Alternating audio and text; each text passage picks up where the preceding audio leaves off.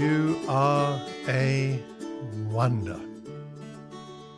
In Psalm 139, David praises God for his loving provision, but prays that God will kill his enemies.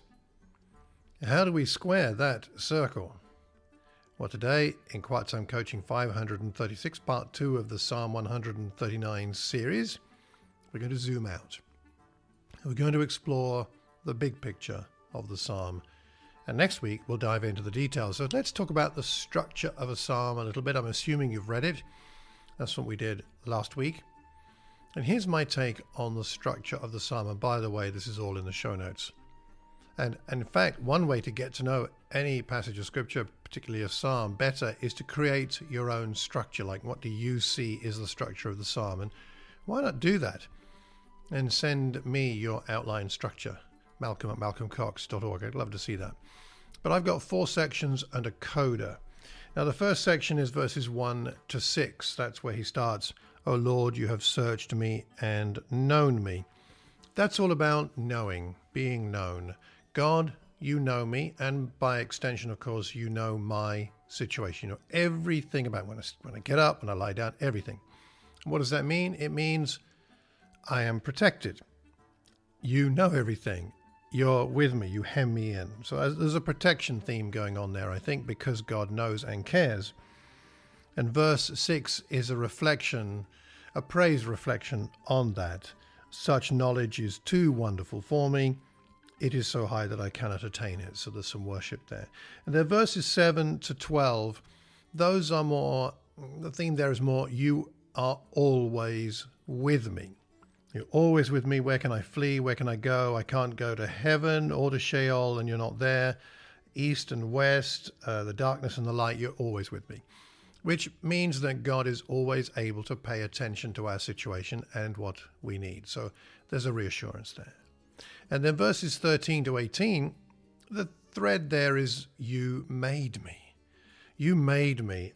You formed my inner parts in verse 13. I am fearfully and wonderfully made. My frame wasn't hidden from you. Your eyes beheld my unformed substance. I mean, this is incredible. You made me. You knit me together. What does that mean?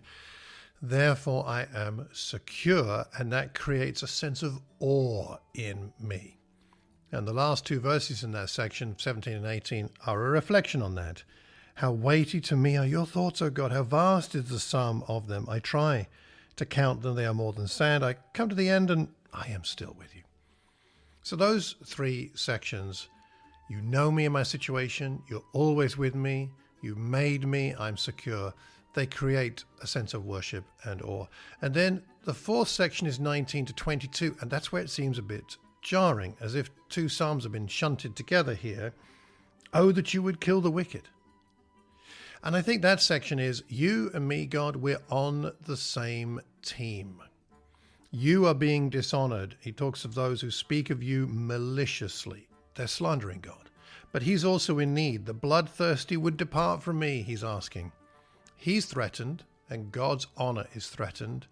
He's appealing for God to honor his own name and himself to be protected. You and I, God, were on the same team. And then verses 23 and 24 are a coda, a conclusion. They are a humility self-check. Search me, know my heart. Test me, know my thoughts. If there's any wicked way in me, let's deal with it, God. Lead me in the way everlasting. So that odd break, feeling like there are 2 different psalms being put together, feels strange, but something's going on. And I think perhaps the key motivation for the whole psalm is the struggle in that section. The earlier part of the psalm is thus an outworking of what the author knows of God that will help him with the struggle in his present conflict. So my question to you today is, what is your key struggle at the moment? Where do you need God's help most?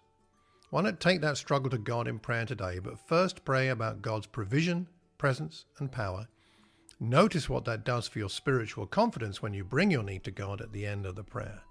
Next time, we'll begin a more detailed exploration of Psalm 139.